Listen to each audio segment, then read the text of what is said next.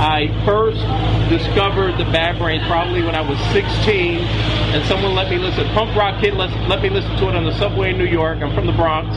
And I said, this sounds like Martian music, but I fell in love with it. So tell me a little bit about what were your influences? I mean, hardcore and reggae and punk and funk and metal.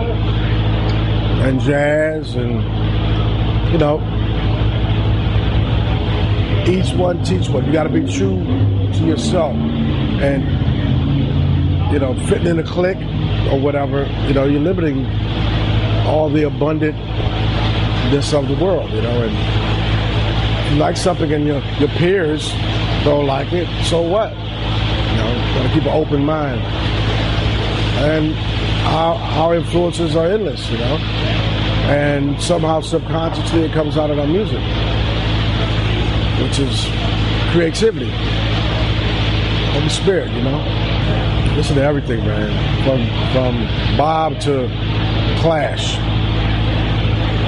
So what do you think about music today? A lot of it is really, talk about categorization. Music in many ways is definitely segmented versus that, you know, latter 70s, early 80s world where really you could play a lot of different genres. You could play Queen right after Grandmaster Flash and then play The Clash. And today, if you turn on radio, you know, you're listening to one specific genre and that's it. Whatever station you signs of the times, you know. I feel sorry for it. I'm seeing a new influx of the youths trying to check for the roots because of exactly what you're saying. It's like, it's one thing, you know, it's dance.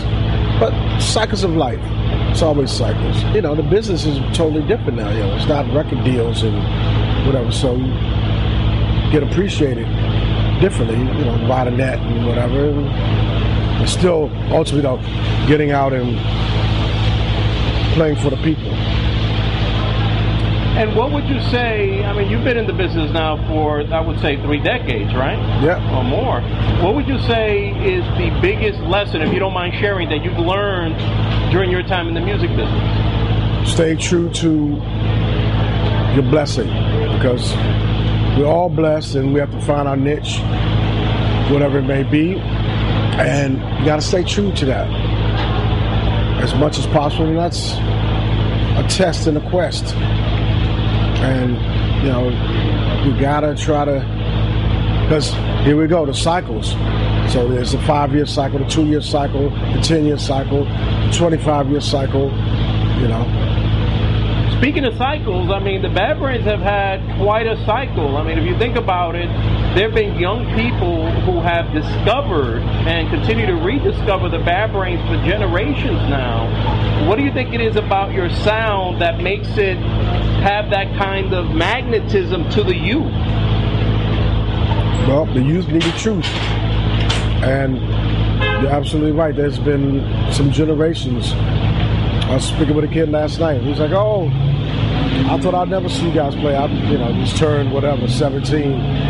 And his father used to come and see us. You know, so cycles. And it's the music. It's the word, you know. And the youth them need that. Because it's all the same.